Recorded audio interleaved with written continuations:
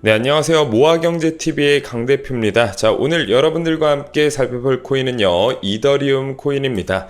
자, 비트코인 다음으로 가장 큰 시총을 가지고 있는 이더리움 코인이 굉장히 지지부진한 모습을 그동안 보여주었습니다.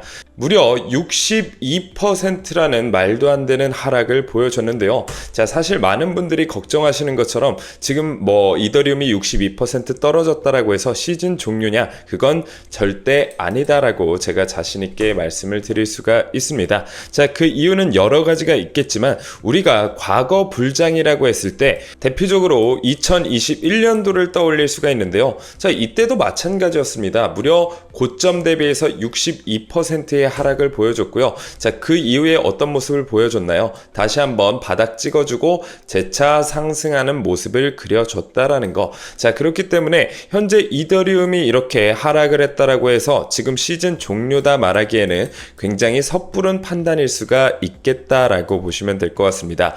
자, 최근에 큰 반등세를 보여줬죠. 자, 이렇게 쌍바닥 패턴 만들어주면서 다시 한번 반등하는 모습을 꾀하고 있다라고 보시면 될 것 같은데요.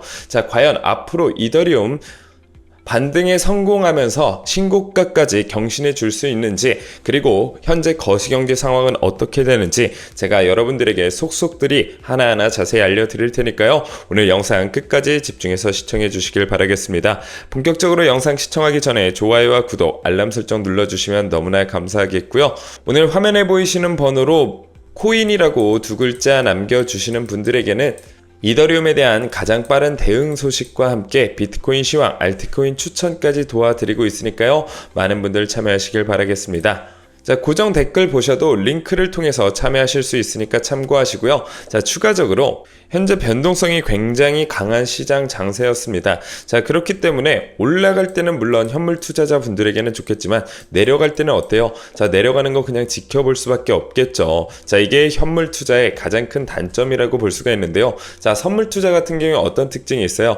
내려갈 때는 내려가는 만큼 숏 포지션을 통해서 수익을 챙겨갈 수 있다라는 가장 큰 장점이 있습니다. 자, 여기에 레버리지를 사용함으로써 어떻게 할 수 있어요? 내가 자금이 적더라도 훨씬 크게 수익을 볼 수가 있는데요. 자, 이렇게 선물 투자하는 방법에 대해서 여러분들 잘 모르시는 분들이 굉장히 많더라고요. 자, 그러신 분들을 위해서 선물 투자는 어떻게 해야 되는지, 사용 방법은 어떻게 해야 되는지, 자금 이체 방법은 어떻게 해야 되는지 제가 하나부터 10까지 다 알려드릴 거고요. 자, 추가적으로 선물 투자하는 방법 알면 뭐예요? 저는 투자 자체를 못하는데, 이렇게 말하시는 분들이 있거든요. 자, 그러신 분들을 위해서 언제 매수해야 되는지, 어떤 종목을 매수해야 되는지 매수가, 매도가 실시간으로 다 안내를 해드리고 있습니다. 자, 그러면 여러분들 이대로 똑같이 따라 하시기만 해도 수익을 볼 수 있다 없다? 수익을 볼 수 있다라는 거예요. 자, 이런 수익들 여러분들도 얼마든지 가져갈 수 있다라고 보시면 될 것 같고요.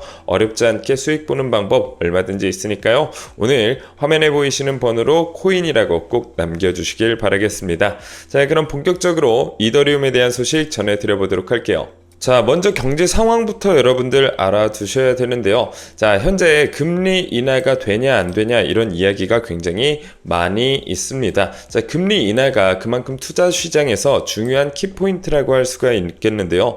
자, 금리 인하는요, 시장의 자금을 많이 푼다라는 이야기입니다. 자, 이게 왜 중요하냐면요, 시장에 자금이 없으면 사람들이 안전 자산에 투자를 하게 돼요. 예를 들어서 금리가 높을 때는 은행에 돈을 맡겼을 때 내가 이자로 받을 수 있는 돈이 많다 적다? 돈이 많다라는 거고, 그러면 사람들이 이 은행에 자금을 맡기게 됩니다. 금리가 높기 때문이요. 이자를 많이 받기 위해서 은행에 많이 돈을 넣어놓는데, 자, 금리가 인하가 돼요. 그러면 은행에 돈을 넣어놔도 이자를 많이 받을 수 있어요? 없어요? 이자를 많이 받기 힘들다. 자, 그렇기 때문에 시장에 돈이 많이 풀리게 되고, 이 남아도는 돈을 대부분의 투자자들은 어디에 투자를 할까요? 당연히 위험자산인 주식이나 비트코인에 투자를 하게 된다. 자, 그렇기 때문에 암호화폐 수도를 만들고 싶은 이 트럼프 입장에서는 빨리 금리 인하가 와야 되는데, 자, 파월이 중립적인 입장을 지켜주면서 금리 인하를 안 해요. 지금 이 관세 때문에 불안정한 상황이고 리스크가 굉장히 많은데 금리 인하를 어떻게 하냐, 자, 이런 눈치였죠.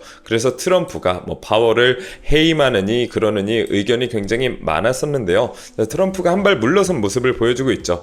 해임 의도는 없으나 여전히 내 생각은 금리 인하를 빨리 해야 된다. 현재 경기 침체가 오려고 하니까 금리 인하 좀 빨리 해라. 지속적인 압박을 넣고 있다라는 거. 자, 금리 인하 올해 2번 정도 나올 것으로 예상이 되고 있고요.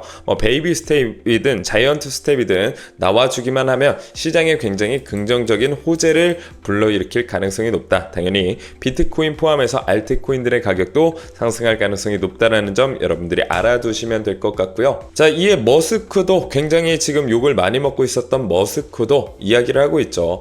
관세 인하 주장하겠다.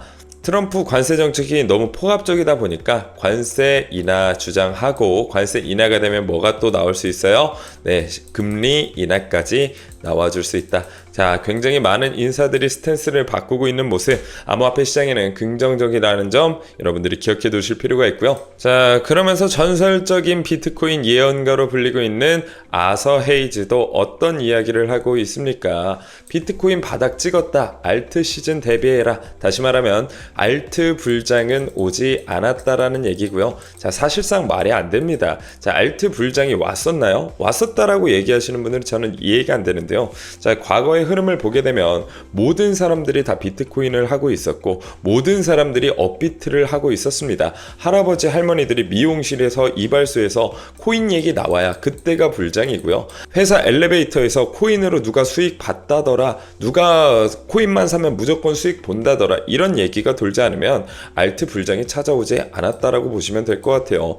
20대 신흥부자 생겼다, 아직 그런 이야기 나오지 않았습니다. 자, 그렇기 때문에 인간 지표만 봐도 아직 알트 불장이 나오지 않았다라는 거, 하락률은 아까 제가 설명드렸듯이 원래 그 정도는 떨어진다라는 점을 염두에 봤을 때 저는 아서 헤이즈 말이 정확히 맞는 판단이다, 이렇게 저는 생각을 하고 있고요. 자, 부자 아빠도 마찬가지죠. 지금 부자가 될 수 있는 마지막 기회다. 비트코인 14억 간다, 20만 달러까지 간다라고 로버트 기요사키는 이야기를 했죠. 자, 과거부터 이 로버트 기요사키 비트코인에 대한 예상을 굉장히 많이 했는데 그래도 비교적 굉장히 확률상 높은 적중률을 보여준 게 로버트 기요사키이기 때문에 이번에도 이 의견에 대해서 충분히 고려를 해보시는 게 좋을 것 같습니다.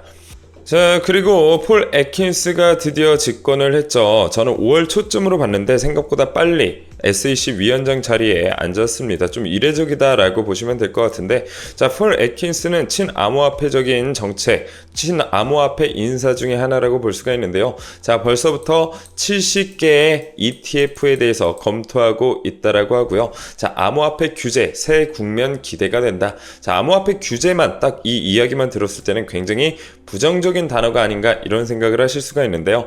아니라는 겁니다. 자, 규제 체계가 어느 정도 마련이 돼야지 기업들 같은 경우에는 안정적인 투자를 할 수가 있다. 지금 규제가 없을 때는 이게 불법인지 합법인지 모르기 때문에 기업들이 암호화폐 투자하기 굉장히 불안할 수가 있겠죠. 근데 이 규제라는 틀이 마련돼요. 그러면 기업들 같은 경우에는 이 규제만 벗어나지 않으면 합법이기 때문에 내가 투자할 때 리스크를 짊어질 필요가 없다라고 생각을 하면서 기업들의 자금이 훨씬 더 많이 유입될 수 있다라는 점 굉장히 중요한 포인트라고 할 수 있겠죠. 자, 폴 애킨스 조금 있으면 ETF를 줄줄이 승인할 가능성이 굉장히 높아지고 있는 만큼 지금부터 여러분들 선침의 개념으로 잡아가시는 게 좋다. 다시 한번 강조 드리도록 하겠습니다.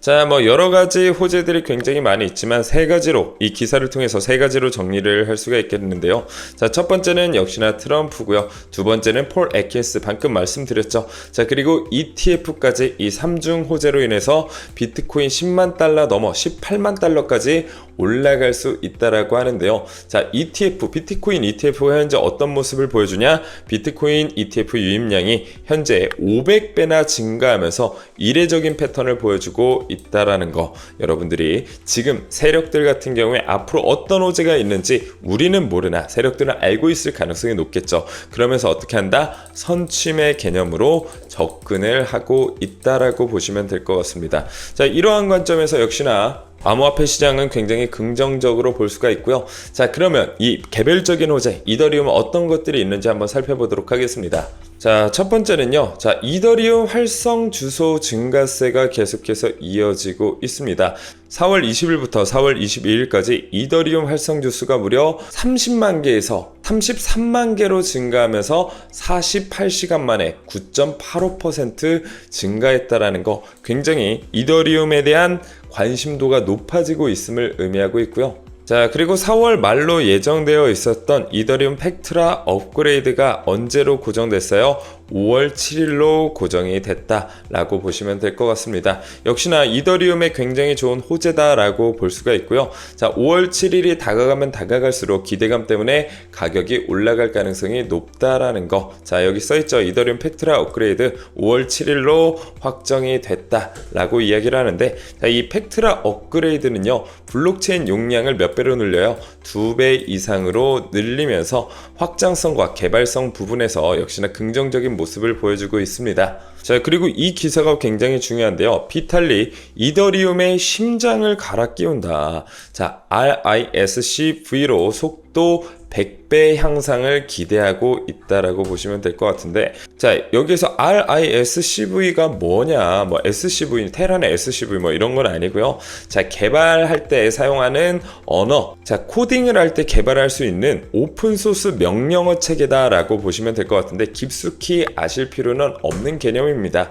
자, 그동안 이더리움의 고질적인 문제가 무엇이었는지 우리가 한번 살펴볼 필요가 있는데요. 자, 이더리움의 고질적인 문제는 느린 전송 속도와 비싼 수수료였습니다. 자, 그렇기 때문에 레이어 1 코인이었던 이더리움에 뭐가 붙었어요? 레이어 2 코인들이 붙어가면서 이더리움의 개발 속도나 수수료를 굉장히 낮추는 그런 역할을 했다라고 보시면 될 것 같은데요. 결국에 이후에 나온 솔라나는 레이어 2가 필요가 없습니다. 왜? 자체적으로 성능이 굉장히 좋기 때문에. 자, 그래서 이더리움은 1세대 코인이에요. 그래서 보조장치인 레이어 2가 필요했다라고 보시면 될 것 같고요. 솔라나는 그 이후에 나와서 보조 배터리 뭐 이런 거 필요 없는 거예요. 자체적으로 속도도 빠르고, 그래서 이더리움 킬러다라는 이야기가 계속해서 나와졌는데 실제로 많이 따라잡기도 했고요. 하지만 이더리움도 이제는 자체 속도 자체를 빠르게 하겠다라는 원대한 계획을 세우고 있다. 절대 솔라나에게 그 자리를 뺏기지 않겠다라는 포부를 이야기해주고 있습니다. 자, 그래서 이더리움의 현재 가격대가 굉장히 저렴하다라고 보시면 될 것 같은데요. 자, 이때 주워가기만 해도 여러분들 얼마든지 수익을 볼 수 있다라고 보시면 될 것 같고요.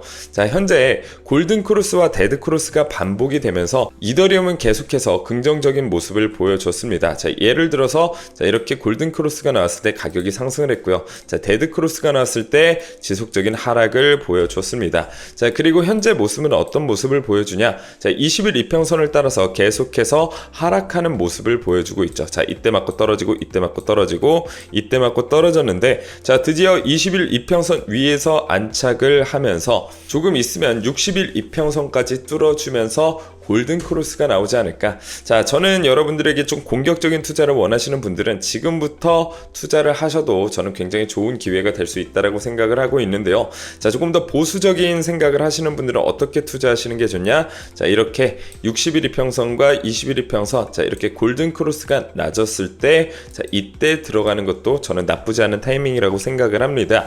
자, 이런 부분들은 여러분들이 가지고 있는 시드에 따라서 달라지고 있고요. 그리고 평균 단가에 따라서 얼마든지 달라질 수 있는 부분이니까요.